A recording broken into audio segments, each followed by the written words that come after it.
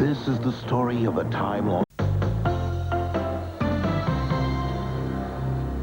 And welcome back to a programme devoted to some memorable clashes between England and Scotland, and watching them with a friendly sense of rivalry, our guest, Dennis Law, and of course, Bobby Charlton. Now, as many of you will know, the Home International Championship was an extremely important feature of the season until 1984, when it was discontinued, sadly, we think, and the England-Scotland confrontations were the most eagerly awaited. Our next game happens to be the climax of the 1977 season, and it was again at Wembley. Bobby, the England team? Well, Don Revie, the manager now, and a distinct Liverpool influence here. Ray Clements, Phil Neal, Emlyn Hughes, Ray Kennedy. So it was a strong up front. Mike Shannon, you know, scoring a lot of goals. In midfield, Brian Talbot. Fairly strong. Brian Greenough, I didn't think played very much for England. This was one of his few games, but a promising young player. Strong team still for England. And Dennis, the Scottish team? Well, of course, it was 10 years later on, the team had all changed, but to be, they were well on the way to actually qualifying for the World Cup in Argentina. So this was a very strong Scotland side, with Danny McGinn, of course, the captain, Bruce Drake in midfield, Don Matson, a terrific little player, Dalglish, of course, one of the best players in the world, Joe Jordan, a handful to have up front, Asa Hartford, another very skillful player, Willie Johnson. So when you look round that Scotland team, no wonder that they actually qualified for the World Cup in '78 in Argentina. This was a strong Scotland team.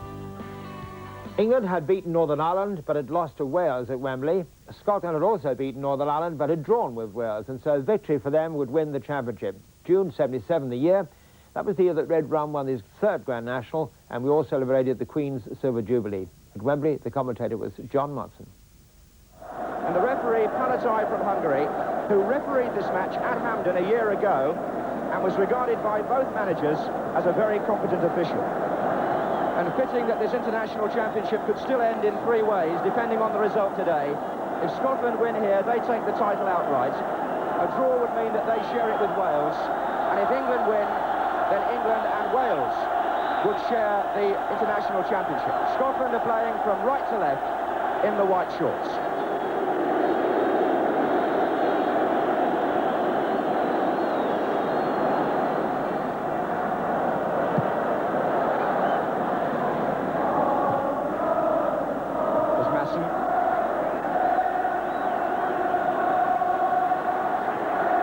Hughes having a word with the referee about the challenge by Jordan.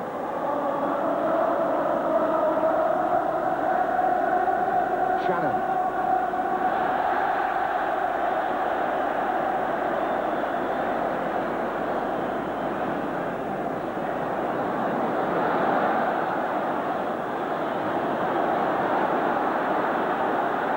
Shannon again, fouled by McGrath.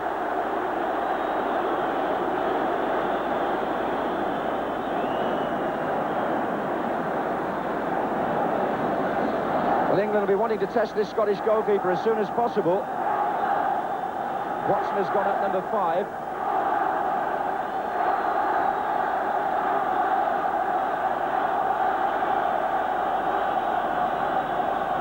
Played for Pearson.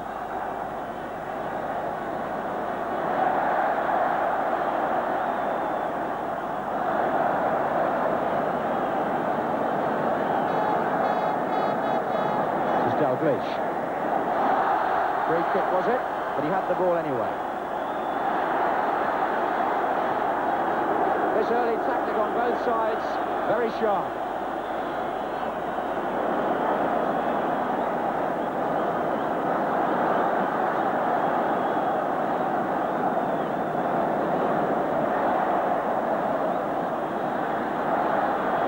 McGrain. That's a foul by Kennedy. To say that England have got into this match looking determined is perhaps an understatement. Here's Rioch.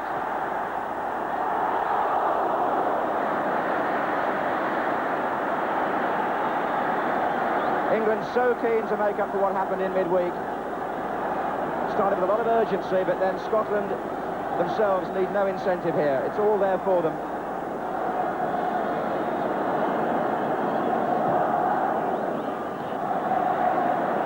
Kennedy. Neal.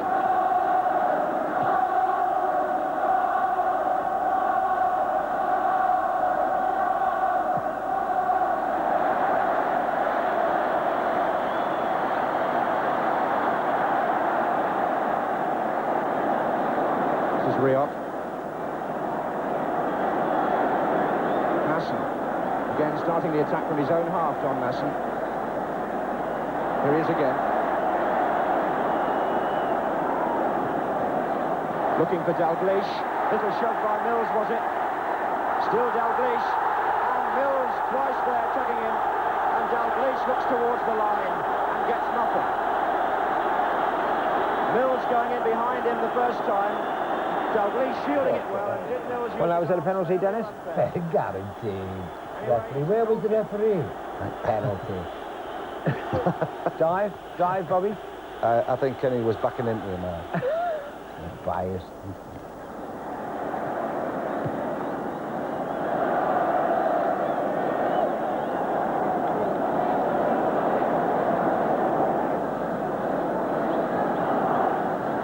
Shannon to Greenough. Here's Talbot. To his left, Mills. Pearson got in.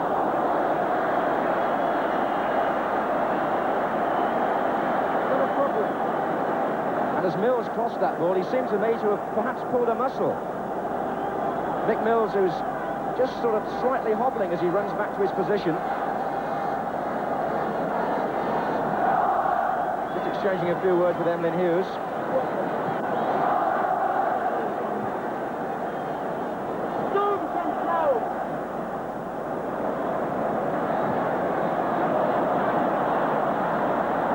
Masson. Riot. And now McGrain. Scotland playing with Dalglish and Jordan up front and Johnston wide on the left. Here's Riot.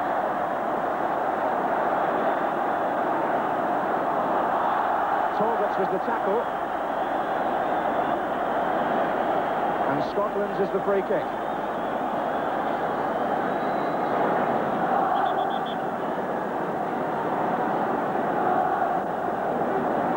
Masson took it. Jordan! And whenever Jordan's around, there's danger in the air for England. Dave Watson is the player who had to mark him most, I would think, but he came in there and beat the marker, who I think might have been Neil, and there's a warning for England.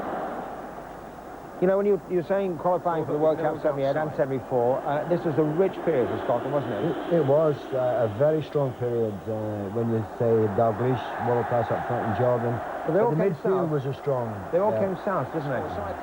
Well, they were missionaries.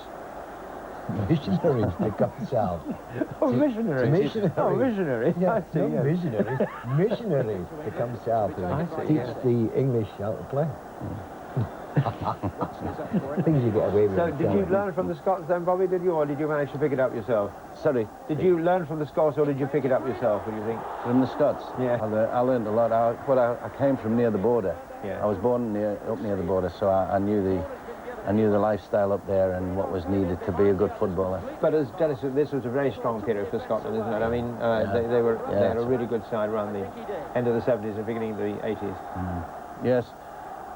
Yeah, people like Rioch and Masson. I remember Masson at that particular time. He didn't play for a long time, did he, Dennis? No. You know, but when he was in, he was a very influential player. Had real confidence, and an influence, a good influence. A bit of cockiness about him, which you usually get with a lot of the Scots. But Thanks, Robert. but no, they were tough. They were a tough outfit.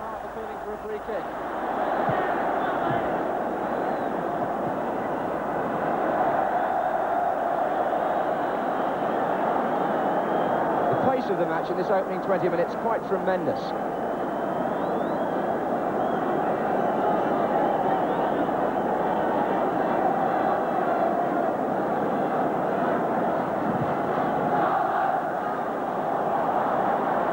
Here's Shannon for England. Pearson is coming in from the far post. Foul by McQueen.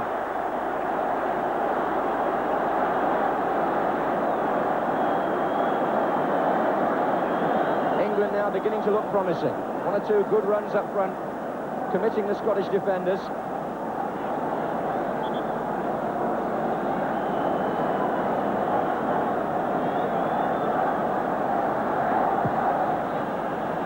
Kennedy arriving.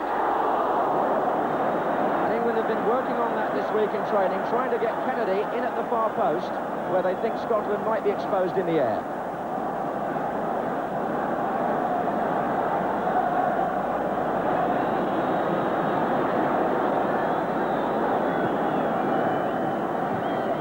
Queen, now Hartford, Dalglish, Hartford again, Johnson is on the left, he hasn't had a pass like that yet. Hit Dalglish, Hartford! Hartford, who's finishing in this championship so far, hasn't been terribly good. He missed better chances than that against Wales and Northern Ireland, but the build-up there from Scotland was good. Johnston coming into the match almost for the first time.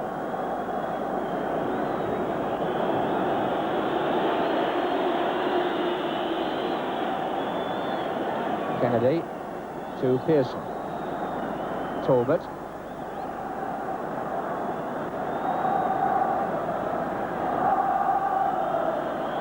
And Mills got caught in possession by Hartford, who then fell, but it's still McGrain. Jordan is to his right. The only player up with him, but two are in the middle now.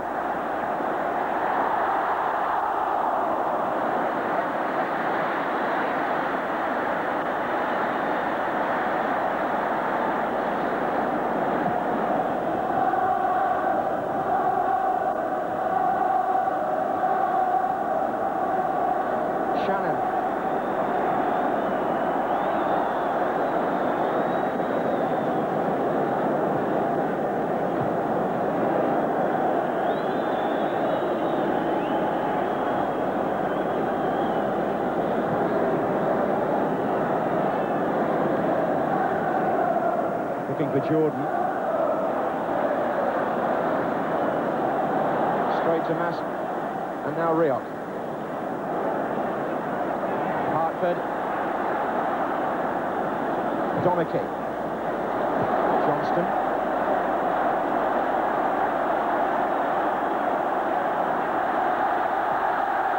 Hartford again.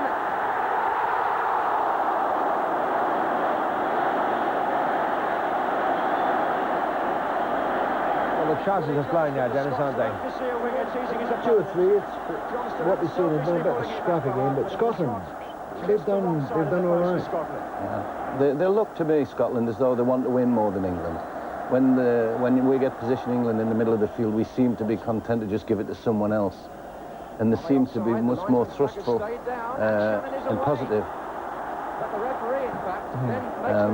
And generally speaking, you know, if you were looking to a winner, I mean, at the moment, the Scots look more dangerous. Yes, they do. Yeah, they do. Shannon has been up there completely on his own most of the time, and he's not really had a service or a backup at all. In a sense, overruling the lines, but made his own mind up.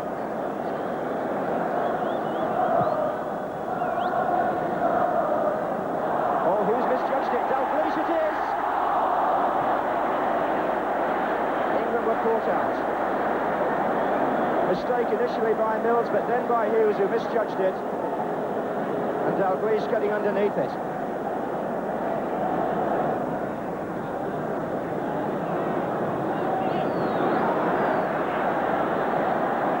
Good play by McGrain. He does love to come forward. Jordan is out right, where he might use his pace, but Talbot got that well.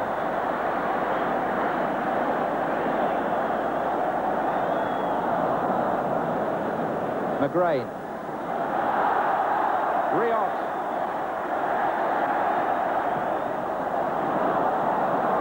This is a bit too long. Handball by Neil. I think he felt that Dalglish was pushing him, but he certainly handled it.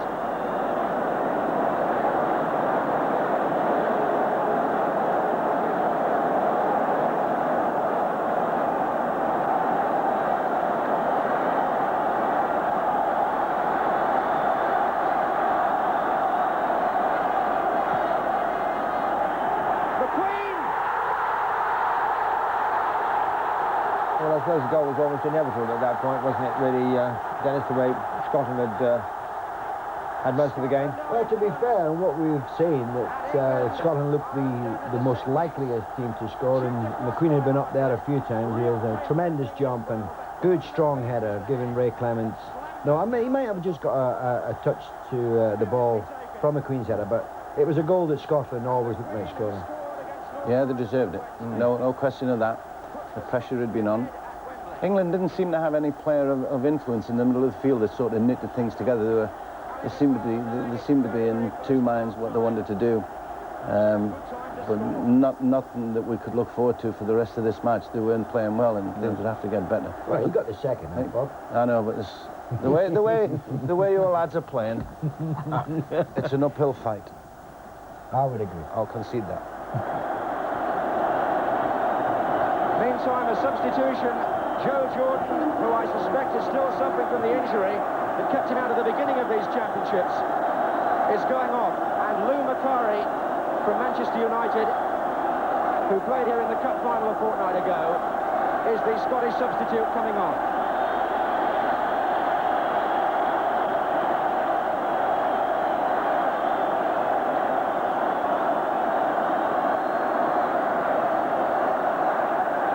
Just a minute left in the first half.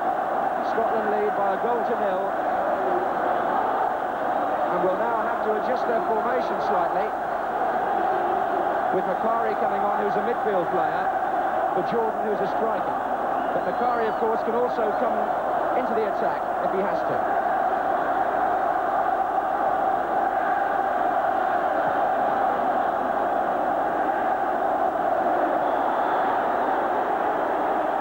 And the first touch is a foul by Watson on Macari. Macari's first involvement, he gets fouled, and Watson is shown the yellow card.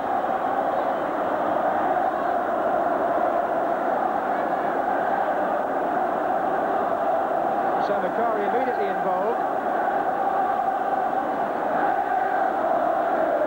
And indeed he has pushed up for the time being to play alongside Dalglish. And the flags at Wembley tell their own story.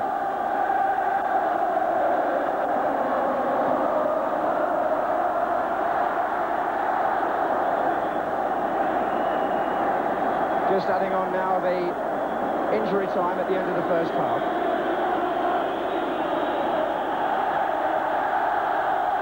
Scotland go off well pleased by the goal from Gordon McQueen, number 5. An even match until the 43rd minute, but McQueen's power in the air from set pieces, which is something England knew all about, has given the Scots the advantage at half-time. Yes, I must say, good deal more purpose about the Scottish performance, I think, Dennis. Yeah, it's not a great game by any stretch of the imagination, but if you looked at the two teams and how they were playing, it looked, as Bobby said, that Scotland wanted to win more, and I think they were much stronger in midfield. And you look at the opportunities that has been in the game, it's been 90% of Scotland. It's been about 5 chances that Scotland have had. And the effect of all that support on the terraces there? Aye, you can't beat the support. That it's like playing at home. It's playing like Hampden Park. Yeah, that was great to play in. You know, a match like that with so much passion. Yes. But the Scottish lads have been playing in the middle of the field as though they wanted to win. I can't remember seeing England in this brief look that we've actually had of this match. I can't remember one move that they actually perpetrated at all in the whole of the first half. No. It was all sort of bitty, you know, and passing the ball to someone else, giving responsibility away instead of taking it yourself. I mean, Trevor Francis is playing on the right-hand side of the field, and until you see the teams, he hasn't had a kick yet. I haven't seen him participate in the match. Well, you said Mick Shelton up there on loan all the whole time, yeah, really? the whole lot. Yeah, and I would imagine that the manager at half-time, Don Revie, will have a strong word about their effort, really, because they're not competing. They're allowing the Scots to win all the free balls. No, it's not a good performance by England by any stretch. I'm just wondering if the English fans could get in. I mean, just there are very few English fans that would seem making too much of a noise. I mean, no, the tickets seem to always find a way to Scots when the match is at Wembley. I mean, I think their allocation was something like about 15,000, but there was about 55,000 of them in there. Yeah, it was great. It's a great atmosphere. Well, tremendous. And we'll be back with the second half right after the break. And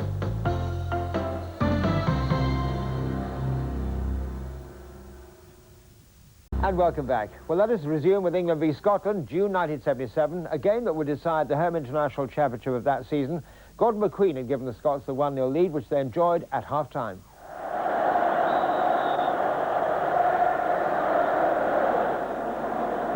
England in the second half, playing from the right.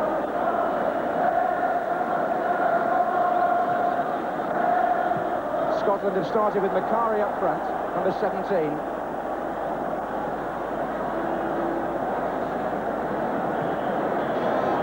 Dalglish. Was Hartford offside against Dalglish?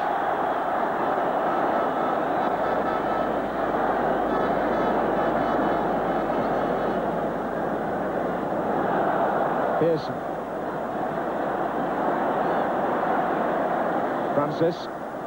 Shannon is in the area. So is Pearson now. That was Shannon. And Shannon and McQueen colliding just after he'd had the header.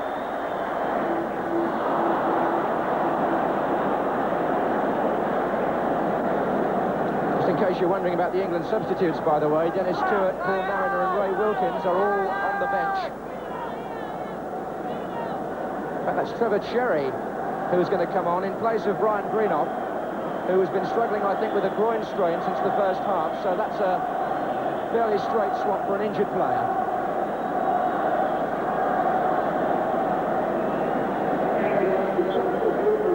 Shouldn't reduce the amount of tackling either.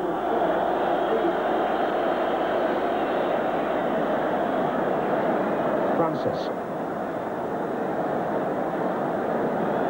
Cherry playing presumably now in his Leeds position at midfield.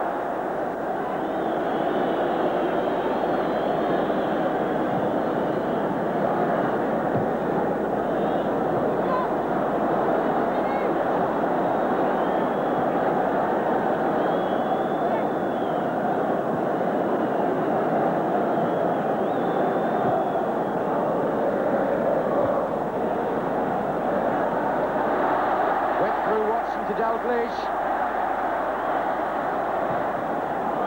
Watson made up for it though, and Shannon finds Francis.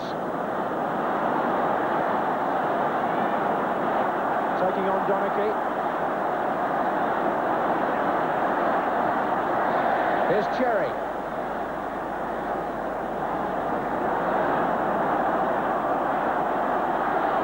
Well played by Cherry. Now it's Neil. Tigers tackling again by Scotland, and here's a 3 against 3. Hartford with one to his right, who's Macari.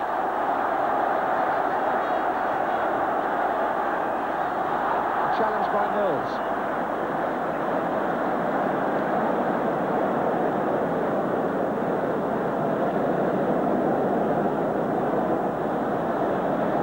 Shannon making the forward run, marked by Rioch.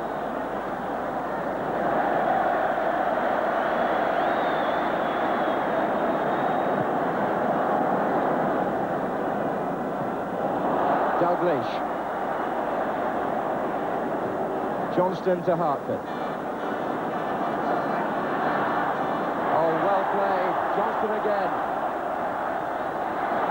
Rioch is coming in. It went on to Dalglish. Dalglish again, and it's there.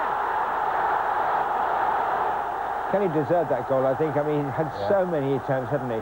Yeah. Well, it was bouncing around. Actually, it was really bad play from the right-hand side of the field, how they allowed the ball to go down that area, and the cross at the far side found them at 6s and 7s. And he came in, and he was very brave, Kenny. Had a couple of goes at it, but at the end of the day, just crossed the line, just got it over. Robert, no more than they deserved. Yeah. They had more or less controlled the game. A vicious shot. Look at that. Actually bouncing hard over the line. It nearly span out. Look at another one, look. No. Well, he didn't want Ray to go too far into the net for it. That's why he only just... What's his deft touch? Yeah. Oops. Oh. Just over. Scotland are 2 goals to the good. After 61 minutes. And now these supporters can see in their sights the first victory at Wembley for 10 years. It'll take an awful lot more than England have produced so far if they're going to deny Scotland that. But here's Talbot, and here's Cherry.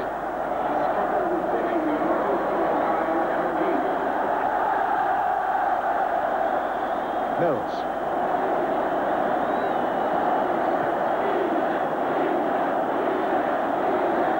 Kennedy.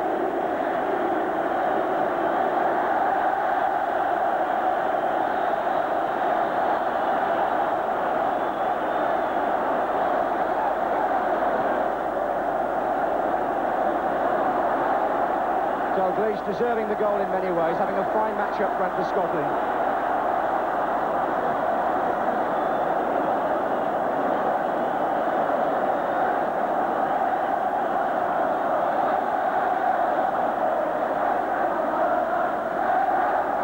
Good challenge by Talbot. Kennedy.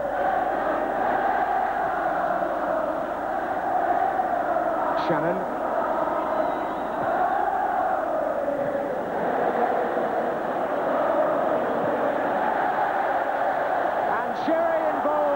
With two Scottish players as the ball went. Donachie was the first one he got tied up with, then McQueen and Hartford dived in, and the first really explosive off-the-ball incident involving Trevor Cherry. The substitute has only just come on and appears to have been shown the yellow card. Watson already booked earlier in the match, but Cherry looked to be the offender there. And the game is boiling over now.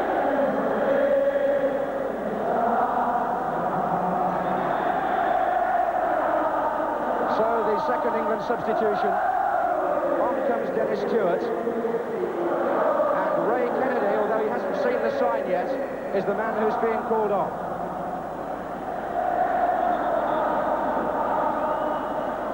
Kennedy has only just realised. So presumably Stewart will come on with instructions to go wide, try and get behind the Scottish defence. And he's got 21 minutes in which to do so.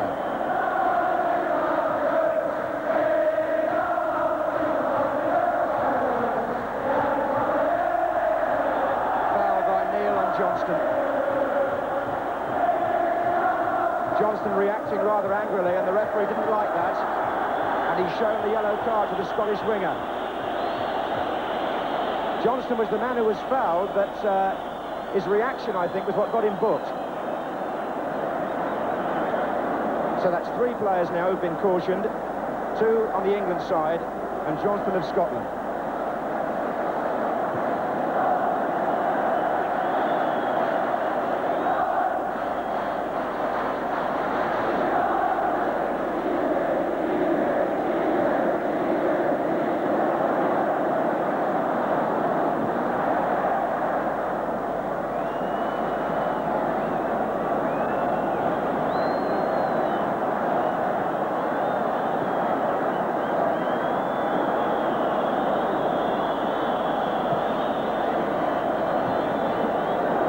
Shannon. Stewart is moving outside him, number 15.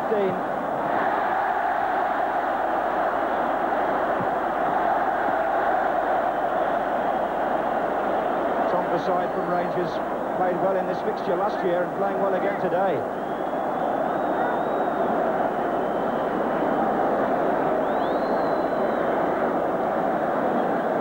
Hughes.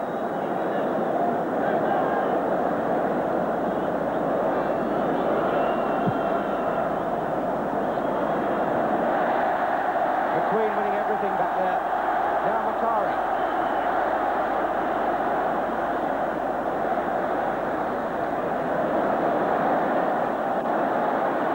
This is Johnston. Laid on the second goal. Hartford, who's passed to him, started the move. And Riot there, who headed it back across the goal. All involved again. Good ball from Riot. Macari. In the middle is Dalglish. Well blocked by Watson.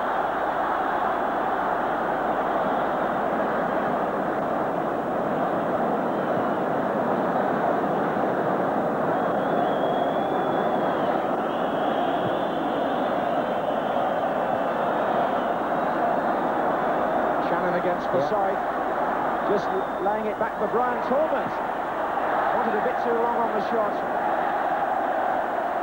I must say, Dennis, Scotland turning on the style a bit now. Well, I think England were having a bit of a lean spell anyway in the previous internationals, and it was not one of their best performances, but As we said earlier on, Scotland had a strong side, and it was going to be difficult for England anyway. That was a risky back pass, but Masson made it look easy.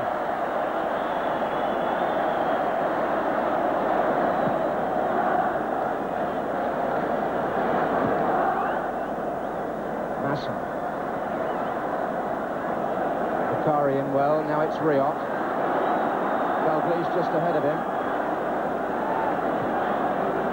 Hartford saw some space.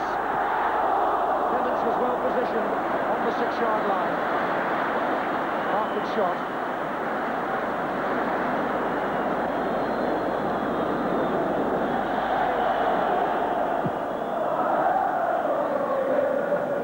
Header back by Shannon for Talbot.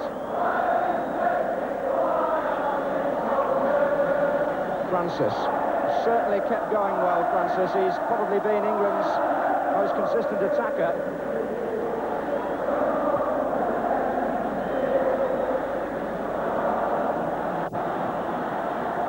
Got it back from Pearson.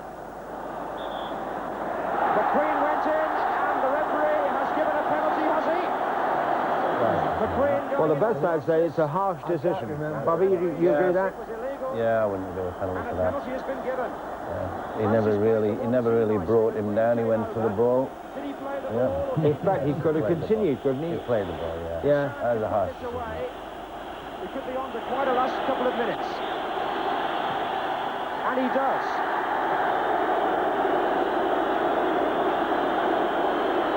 So Mike Shannon steps up to score his 21st goal for England in this his 42nd match, an average of 1 in 2 exactly.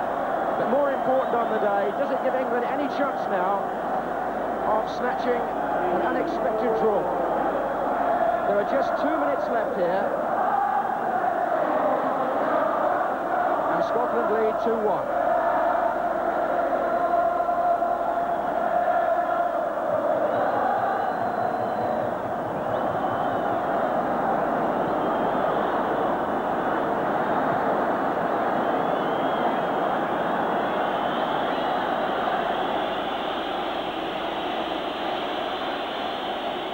Well, there'll be some 30 or 40,000 whistles from the Scots.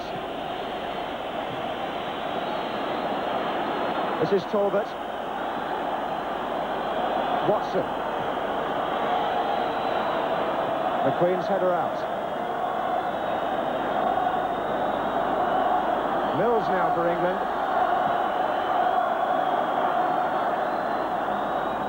Shannon's header it was. He beat McQueen there. And Ruff forced to turn it over. Just see here, Gordon McQueen may still be slightly struggling with an injury there. He held his leg as he went down. And so, a corner to England.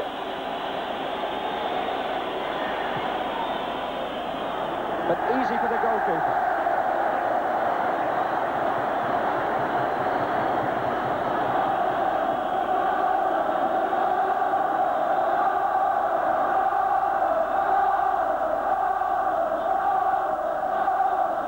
Forsyth, so cool.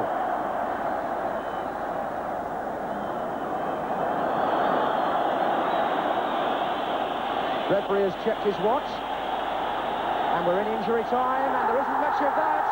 It's all over, and that is the first time in Wembley history that England have been beaten here 3 times in one season. And 10 years since that great defeat in '67 too. Yes. Great England, Scottish victory in '67, so 10 years on, and you've the first time since you won since then there at Wembley. Well, I think if you look at the game of football and you look at the result after the game, if the best team has won, then there's no argument whatsoever. No. And I must say that Scotland were the best team. It was a dismal performance by England, though, wasn't it? Poor performance, yes. I mean, even just watching highlights like we've done now, I mean, there wasn't anything that you can say that England did that was really creditable. They didn't battle particularly well. None of the individual players seemed to be playing well. They had no cohesion. I know they had Don Revie, and he maybe hadn't been in the position a very long time, and he hadn't got to know his players, really. But it was a really bad performance. The game will always be remembered for this, though. For the crowd afterwards, yes. Yes. I didn't see this. I mean, I watched it on television afterwards. I was at the match, yeah. Yes, I was there. You remember this happening, Yes, Dennis? and of course it happened, you know, a few times before that people had come onto the pitch, but I've never seen anything like the scenes that I saw that day. And unfortunately, you know, when the crossbar eventually snapped and they started digging out, I wasn't too proud to be an Scotsman. It was a great victory and I was delighted with that, but some of the, you know, what they did to the stadium, I suppose you look back and you say, well, that was all a wee bit of fun, but it was. In fact, they probably invaded the pitch just to, you know, to show their joy and satisfaction, but it led to this, unfortunately. Yes. So much of that turf went north of the border, I suppose. Well, there's plenty of gardens full of it right now, but to be fair, Wembley needed returfing anyway. It did, so didn't it? It just put the sort of... And perhaps they just the icing recognised on the that. top. They're making a memo to the chairman of Wembley Stadium Limited. I remember coming out in the game and the guys were carrying the crossbar, 3/4 of the corner. I mean, and it weighed a lot, didn't it? I said, where are you going? Oh, we're going up to Scotland. They went on the tube with the crossbar. I always wondered if they ever got home with it. Well, one more game to come, and 2 years later, Scotland were back at Wembley, giving England a chance for revenge. Join us in a minute to see how the game unfolds.